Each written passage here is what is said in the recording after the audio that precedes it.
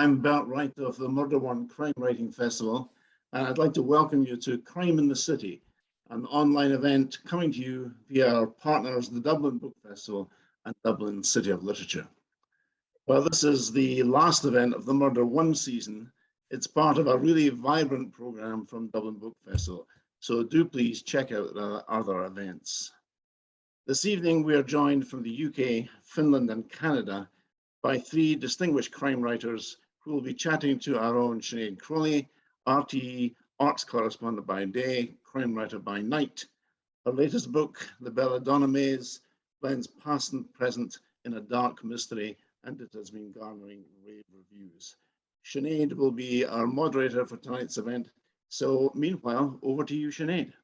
Thank you very much, Bert, very kind, and welcome everybody to this event, to this opportunity to travel all over the world, which is very nice. From a rather dark Dublin in November, we can get to see lots of other places in the world. We are joined this evening by Antti Tuomainen, who is a Finnish author, by Roxanne Bouchard from Canada, and by Abir Mukherjee, who is coming to us, I believe, from Scotland, but has also written about India and has lived in different places in the UK. So genuinely cosmopolitan this evening, and I'm looking forward to speaking to you all.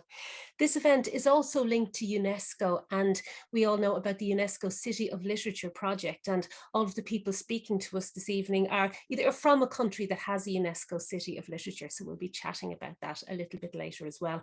But primarily, we're here to talk about crime writing and crime in the city and how your city or your place influences what you do. And I might go to Canada. We'll go furthest away, first of all, please, to Roxanne. Roxanne, tell us a little bit about your own work. It's getting dark and cold here in Dublin, but you go right to the sea and to fishing vessels. And I got cold even as I was reading your last book, Whisper of the Seal. So will you tell us a little bit about that and why you write there, and even the research you did to get us there? For many years, I wanted to do some sailing. I want to go on sailboat. So I bought a class of sailboat on the St. Lawrence River in June. Okay, if you don't know Quebec and you want to do some sailboat on St. Lawrence River, never do that. Never go in June on the St. Lawrence River, because you have the wind northeast, very, very cold, and the St. Lawrence River is at the temperature is 4 degrees. It's your milk in your fridge. So it was windy, cold, rainy. It was terrible, but I really appreciate because when you are sailing on those kind of conditions, you cannot wear makeup, you cannot lie to yourself, and you are alone with your fear and your courage, and you have to learn very fast. So I began.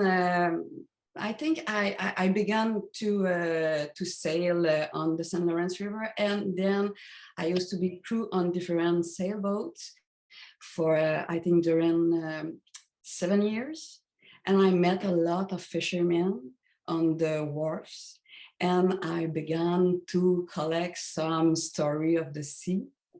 So on my book, my scratch book, and after that, when you talk with fishermen, they're always a little bit lying. Not lying, in fact, but a little bit. And I said, okay, how can I try to find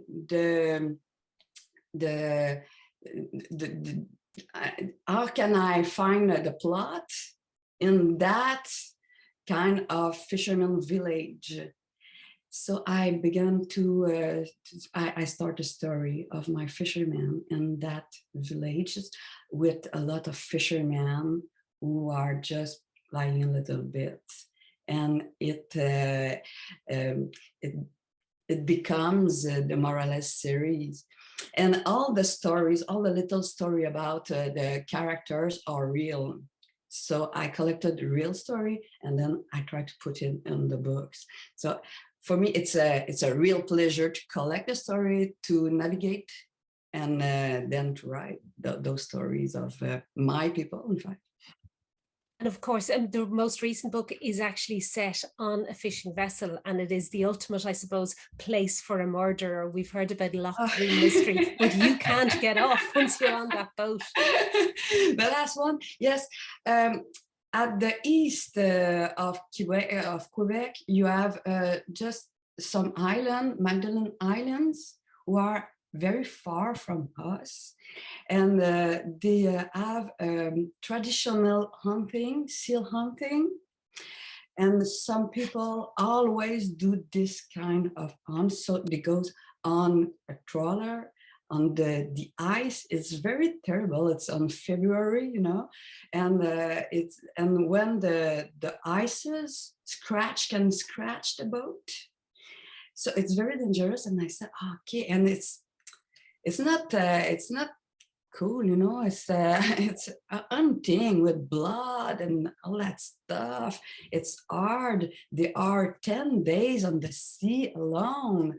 And I said, okay, maybe I can put a plot on that, with a woman who is stuck with that man, with those men, and it's a little bit. It smells bad. Stunk, I think. It's stunk. Is it the word? Mm-hmm. And it's full of blood.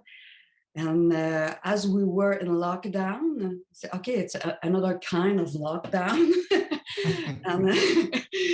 and she is stuck with our decision, as we were when the COVID locked down us. So Brilliant. I thought it can be a cool word for a mystery crime book, black book. You're selling it to us very well, I have to say. Thank you. We'll move over to Finland. We'll stay with the cold a little bit, and we'll move over to Finland for the moment, and to Antti.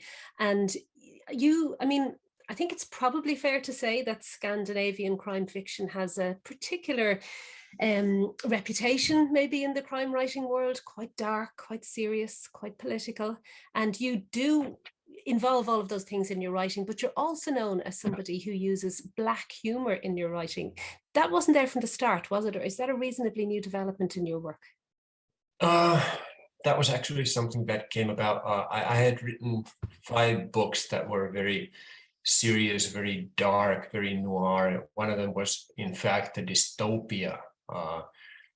That was probably the darkest of those. But after writing 5 of those, I just felt that I had to, I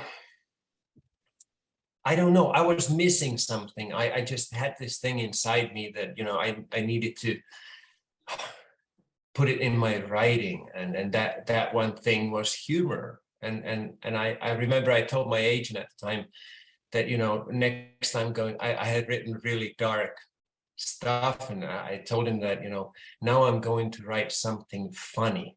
And he was quiet for a while, and then he said, interesting. But it's been going quite okay. I've been enjoying myself, and I've since written 6 of those. And the thing about anybody who works in, for example, in the police, or even in medicine, or in jobs that can be seen as quite dark, often there is a dark humor to their work. I mean, if anything, if your job is very tough and very emotionally tough, you're often quite light when you're speaking about it, I think, to let you through the day, really. Oh, I suppose so. I've never written about, to be honest, I'm not an expert on Scandinavian crime fiction or Nordic noir, as they say, but I've never written about policemen or detectives. I've written about, to put it in a nutshell, or, you know, to make it a simple thing, I've written about ordinary people in extraordinary circumstances, and the latest of which is the Moose Paradox, and which is the 2nd book in a trilogy about an insurance mathematician getting into trouble with the adventure park that he inherited. And well, that's not an ordinary person, is it? But in any case, I like to do that sort of thing, that where a person has to sort of find his own or her own way, and she or he cannot rely on authorities to solve the problem for her. And I think I like that, you know, like somebody who's outside of the system, so to speak, and has to solve their problem by themselves. Something about that makes for fun stuff. And even though it wouldn't seem that there's a comparison, for example, with Roxanne's book, but setting it in the amusement park does allow you to have its own little world, doesn't it? Like I was struck by, even there's a cafe in the amusement park, so they're all maybe eating together or eating the same things, or it does have its own little world as well, which allows you to explore, I suppose, that element of things.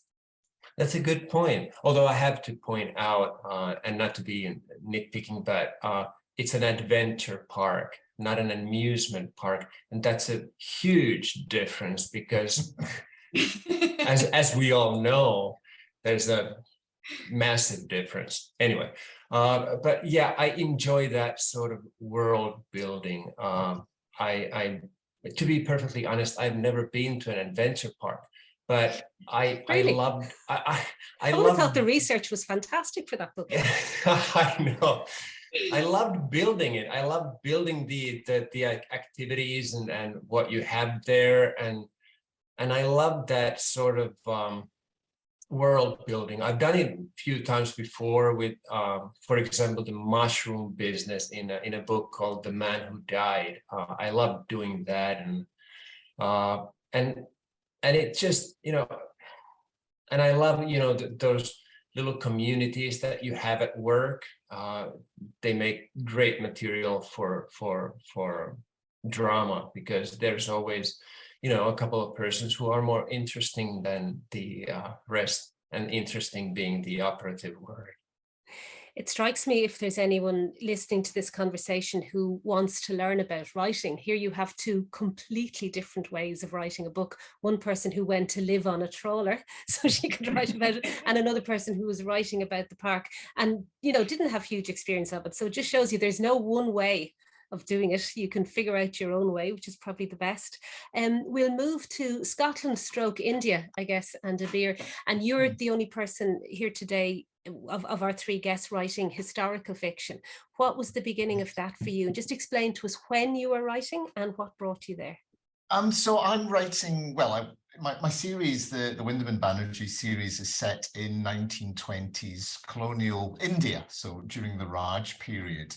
And they feature a British detective and an Indian sergeant who are essentially supposed to be solving crimes, but really we're looking at the history of the period of the British in India. And for me, you know, growing up in the west coast of Scotland, you know, my father was from Calcutta. He obviously looked at a map and said, what's the coldest, wettest place I can go and raise a family? Obviously, Dublin was out for some reason, so he ended up in Glasgow. And for me, these books really started as a search for my own identity, but also the British identity. I mean, we've seen it this week, how the British identity and British culture is, you know, linked to India. You know, one of our diaspora, one of the sons of our diaspora is now prime minister, which puts a lot of pressure on the rest of us. Up till now, our mothers just wanted us to be doctors. You know, I'm a failure on that front already. And now the next generation will have to aim for prime minister, otherwise the mothers and the aunties will be upset. So yeah, so I wanted to find out more about what binds Britain and India and about identity, really, but while killing people along the way, because as we all know here, the best way to explore a subject is by killing people. And what I loved what you do as well is you sometimes go into the Englishman or the white man's mind, and that shows so much about what's going on, for example, in pronunciation. And when we started this conversation, I was trying to make sure I pronounced your names right. But when it comes to Banerjee in your books, it's Surendranath, is it? And they call him something, or the implication is that nobody could possibly pronounce that. So they have to come up with their own way. Well, that's right. His name is Surendranath Banerjee. And obviously British people cannot pronounce names longer than one syllable. So he is known as Surendranath. And I wish I had made that up. I did not make that up. There was a man called Surendranath Banerjee, and the British called him Surendranath Banerjee, and they gave him a knighthood.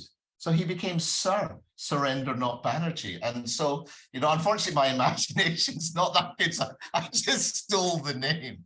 But it emphasizes that very important point of, you know, the British mispronouncing names was an act of political power. You know, the fact is that an Indian could not mispronounce or rechristen an Englishman, but an Englishman could say, right, I'm going to call you X.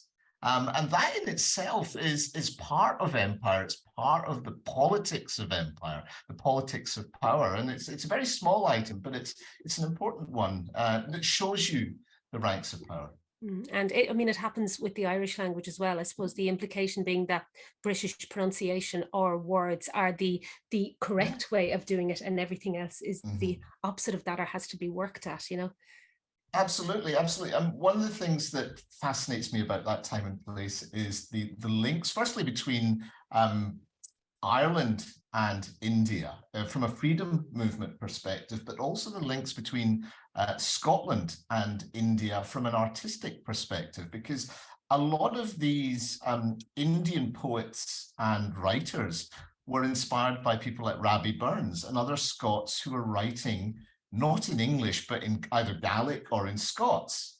And what it showed Indian writers, specifically Bengali writers, was the fact that in the face of this, you know, megalithic English culture, you could have your own culture within that, and it could stand alongside it.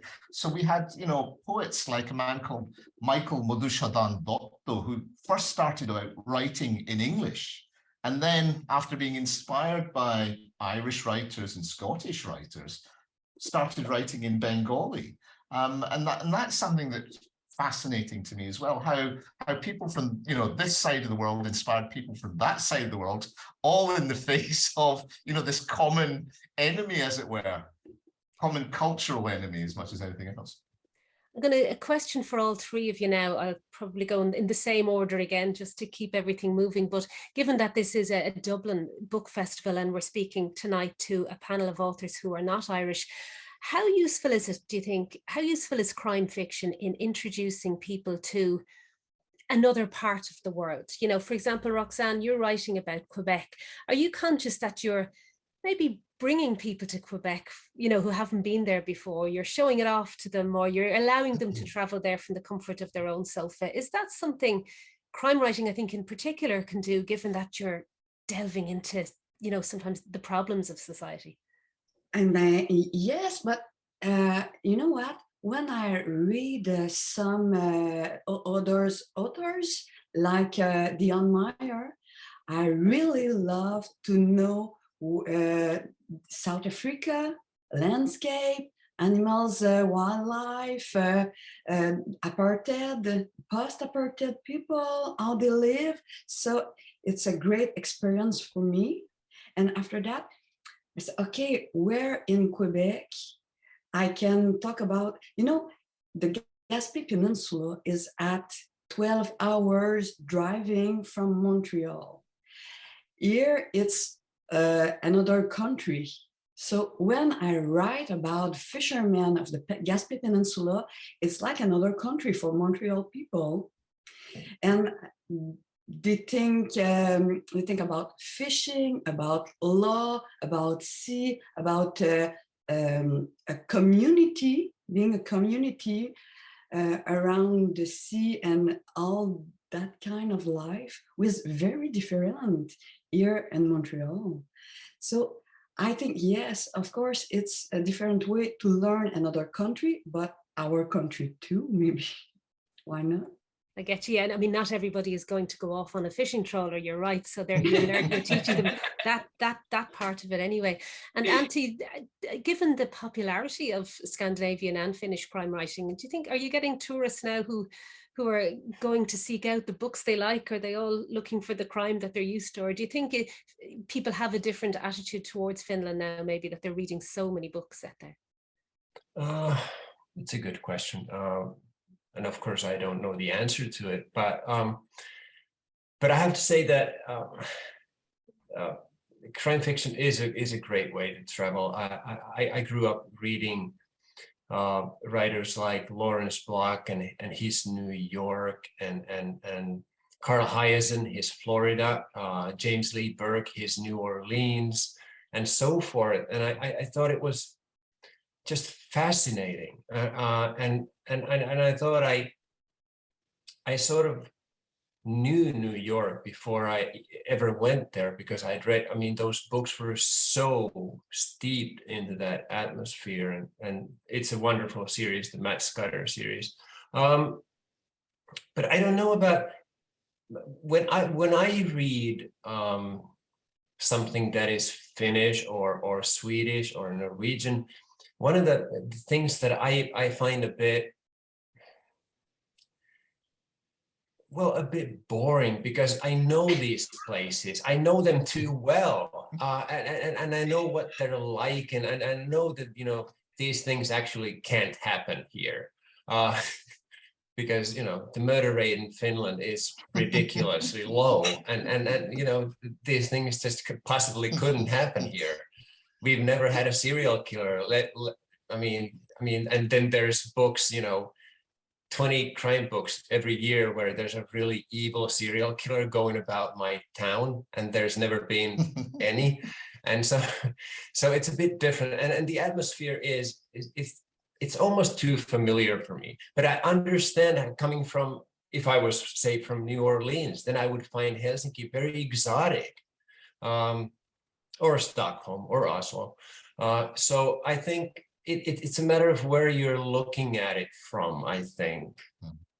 And just while I have you, I forgot to mention earlier, an even wider audience is going to come in contact with your stories, I believe, in terms of translation to screen and the big screen. Can you tell us a little bit about that? Oh, I can tell you about it. I can tell you what I know about it. There's a script being written, third version as we speak. Things are moving ahead. But what I've learned about TV and the film business in the last few years, for example, it took 6 years to get The Man Who Died from the first option agreement to TV. And so it's sort of like something, you know, big geological changes like Ice Age or something like that. I mean, it moves in that pace, sort of. But yes, it's moving. Steve Carell has been attached to play the insurance mathematician, and there's several other people being talked about to play other roles. And of course, it's really exciting and just fantastic. Never could have dreamed it. But we'll keep the cool head, as they say here, until we actually see it on screen. That's the best thing to do. I know. And Abir, you already actually mentioned or answered this question partly in your earlier answer, but you're obviously bringing us to India physically, but you're also kind of bringing us back to the past. So there is a sense that you're telling a historical story or a particular point of view, as well as telling the murder mystery. And in your most recent book, you also go back to the UK, and there are issues of race and immigration that aren't unfortunately 100 years old. Could I put it like that? Yeah, I mean, that was the fourth book. There's a book after that. But yeah, I wrote Death in the East, the one behind you, just after our infamous Brexit vote, when, you know, there was a lot of animosity, a lot of anger, a lot of fear. As we've seen in much of the world, there was a rise of populism, and that was the British way of showing it. And this book was really my sort of reaction to that, because Britain can be a very welcoming place at times, but there are times when we stray from that great tradition of tolerance that we have in this country. It's never been perfect, but it is an extremely tolerant nation. And I don't believe, for people who look like me, if you're middle class, I don't think there's a better country that offers opportunities and tolerance than Britain. And we've seen that in the last few weeks. So this book was really my response to what was going on. And it takes, half of it is in India, and half of it is in the East End of London in 1905, with the arrival of Jewish immigrants to the UK fleeing persecution in Eastern Europe. And they weren't done any favors in Britain. They just weren't killed as they were in Russia or Germany at the time. They were just given the opportunity to live. And in 100 years, that community is probably one of the most successful examples of integration anywhere in the world. They have their own identity, but they are British and they're a British success story. And I wanted to show my readers are predominantly in the West. I mean, I have a readership in India, but really I'm writing for a British audience more than anyone else. And the reason that I mean, the messages that I have for a British audience, whether it's in Death in the East or about the time that the British spent in India, these are hard lessons. And we don't like hearing hard lessons about ourselves. You know, sitting there in Dublin, you have a better grasp of British history than I do, because you'll have been taught a different side of it to what I was taught at school. And that was always something that bothered me, which is, you know, I would learn something at school and I would go home and my dad would tell me a completely different side of British history. So these books are that other side of British history. But if you want to get difficult messages across, the best way to do it is in a story. And that's where the crime novel comes in, because it is the most popular form of fiction in the UK, in America, and probably most of Europe. If you want to get an audience, and if you want to take your audience with you while telling them difficult things, do it in a story where you are killing people. And I think that's the beauty of the crime novel. The mystery, the suspense keeps people turning their pages, and you can get your message across as well. And that is something we all love about crime novels, and I suppose being crime writers. And this discussion, you know, there are UNESCO Cities of Literature in all of your countries. I know they're not necessarily your home cities, but there are these cities of literature. So how do you feel, does crime writing fit into the literature of your country, or how does it fit in? Do you know what I mean? Obviously, we have this debate about literary fiction, genre fiction, commercial fiction, but do you all feel that crime writing has a good solid place in your individual home places? Who would like to answer that? I can go first. I think Tartan Noir, let's deal with Scotland. And even though I'm from Glasgow, we'll talk about Edinburgh as well. But Tartan Noir, you know, this dates back to William McIlvanney and a book called Laidlaw, which came out in the late 70s, but that was the wellspring from which people like Ian Rankin, Val McDermid, Denise Mina all sprang. And there was this outgrowing of crime fiction from Scotland in the 80s. And it was quite different to English crime fiction in that it was dealing with, you know, social issues. It was a form of looking at social issues, which was not the case historically with, you know, the English country house genre or the American hard-boiled genre. This was something that grew up in that part of the world, I think, partly because at that time Scotland had very little political influence. There was no Scottish Parliament. There was only a government in Westminster, which was elected essentially against the wishes of Scotland.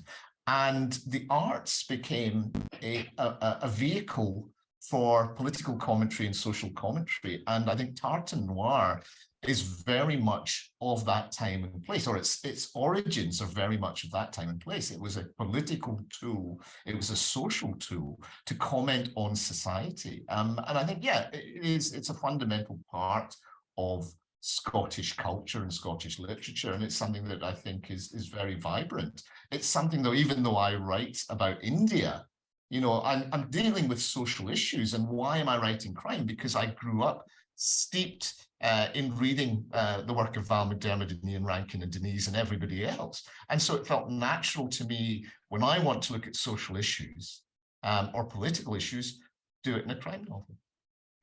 And Roxanne, is there a strong crime writing community in Quebec? Are you part of the community in that sense?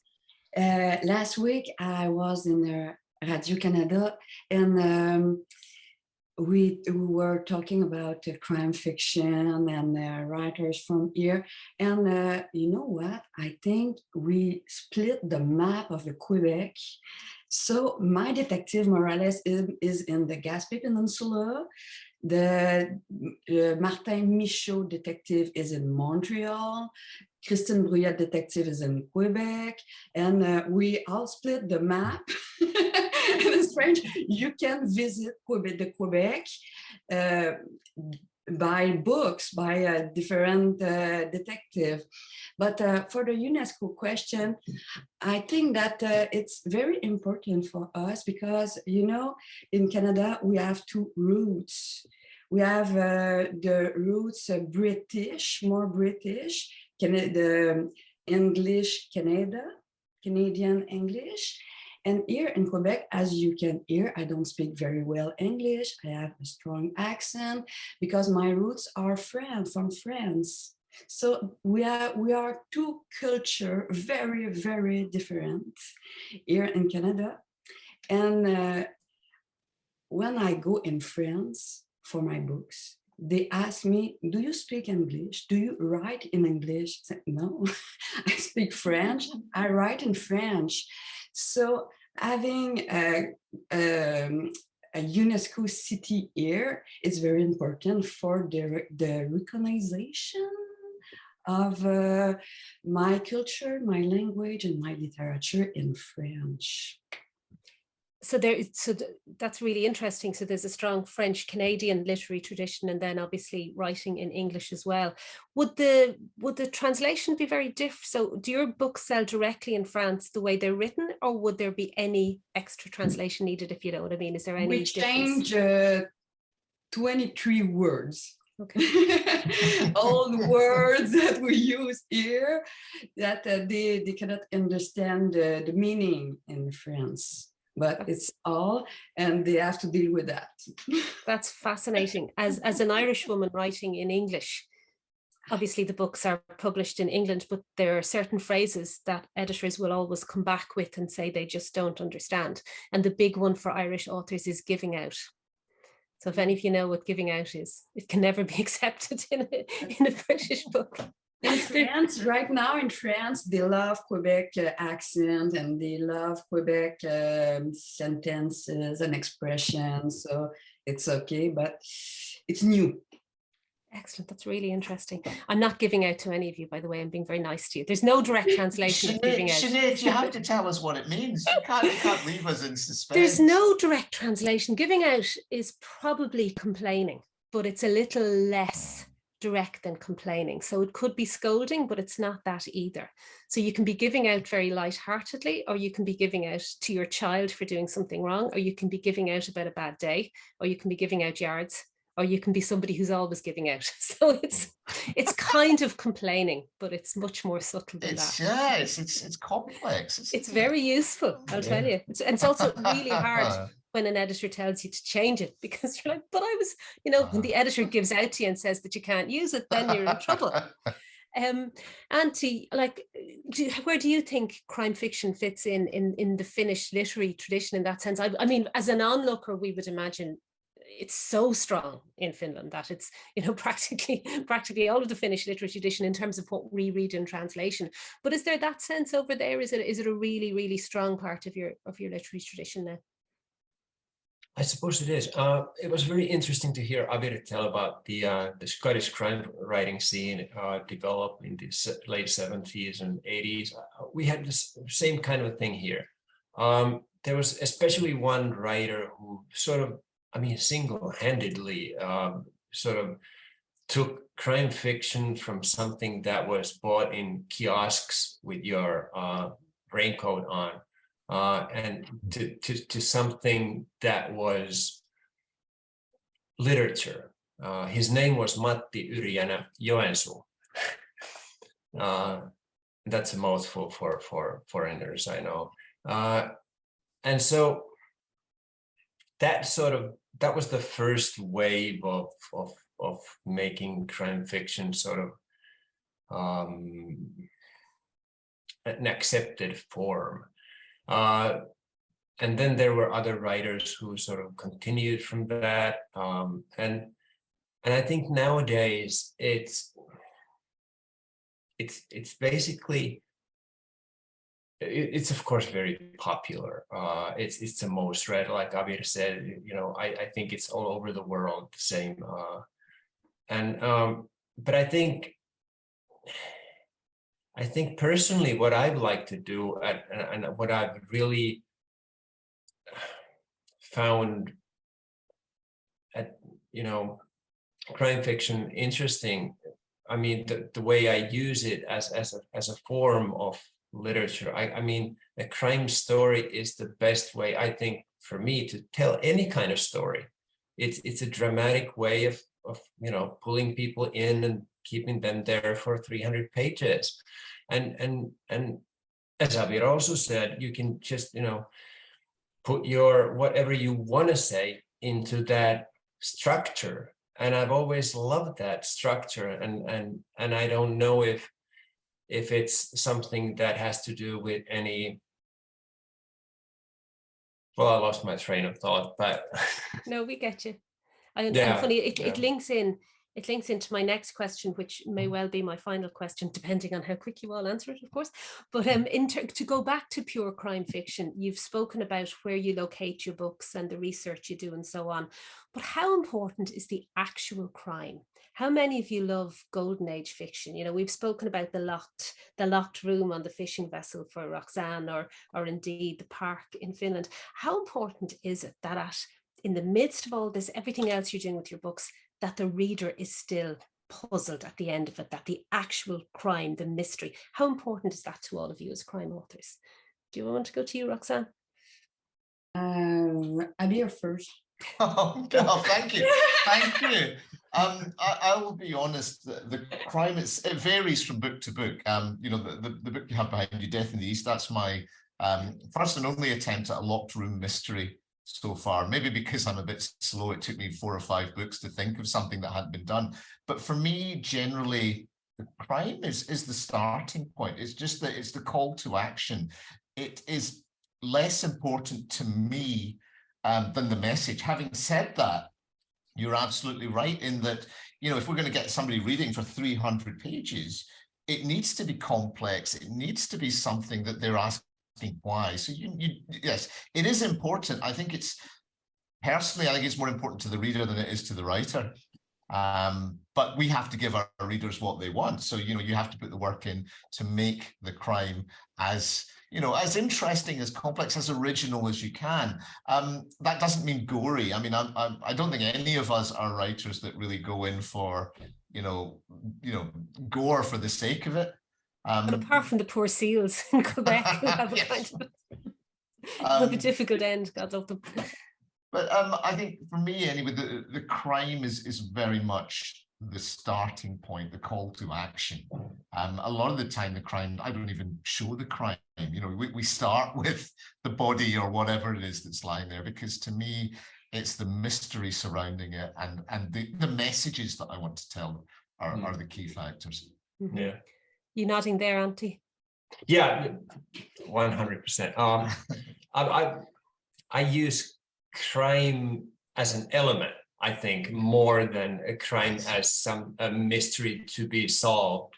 And I admire people who can write these plots that are, super intricate, and it takes you 500 pages to just figure it out, and you still don't get it. I mean, that happens to me, probably not to anybody else, but I what I love to do, as I said before, I use crime as an element to sort of make it the dynamo in the story. Yeah, that's it. Yeah, that's crime as an element. Yeah.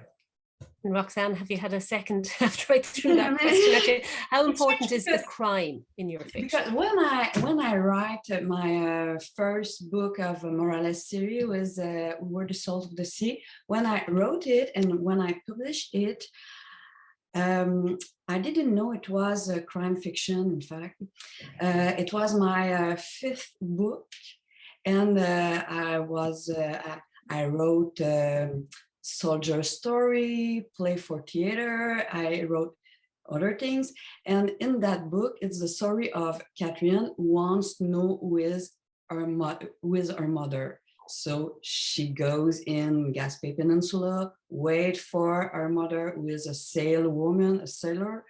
And one day, a fisherman found the body of the mother in his net. So we have a body. I need a detective. I create Morales, but it was the story of Catherine who who tries to find her story alone in front of the sea. And then Karen Sullivan at Oranda Books in London bought that book, published it, and said, you know, it's the beginning of a series. So it became a series. And after that, I read a lot of crime novel, and I tried to make my own fiction in that. So the second one is a detective plot. The third one is a thriller, but I'm not sure I'm a crime fiction writer. Oh, I think you're in the gang. I think you are. We are nearly out of time. That was really interesting. It flew by. Can you all just, for people who have been watching tonight and who would like to hear more, can you all just tell me what your latest book is, so people can run straight out and either buy them or order them from their library? So can you all just tell me what the latest book available in English is, please? Mine? Sure. Mine? And here's one you prepared earlier. Well done. You're Salt of the Sea? No, it's Whisper of the Seals. Excellent. Whisper of the Seals. So no, not too much crime apart from when you have the seals. So be careful with the seals. I did read it, but it's all part of the plot. Antti, what's your latest one that people can read here? The latest in English is called The Moose Paradox. It's the second book in the trilogy about insurance mathematician Henri Koskinen. The first one is The Rabbit Factor, and the third one will be out next year. It is called The Beaver Theory. Excellent. And you can see the moose paradox behind me here, hopefully. And Abir, what's your latest one? Yeah, I'm rubbish. I haven't even got my latest one in my hand. It's called The Shadows of Men, and it's the fifth one in the Wyndham and Banerjee series. But next year, my first standalone novel will come out, which is a thriller set in America just before the next or a presidential election, shall we say. So yeah, a wee bit of a change for me. Fantastic. Listen, rush out and either buy them or order them, because I'm always very keen to point out that all books can be ordered from your local library as well. They're only delighted to give them to you. So guys, thank you very much for joining us this evening. Really interesting topic. Thanks a million for being here. Thank you, Sinead. Thank you so much. Thank you.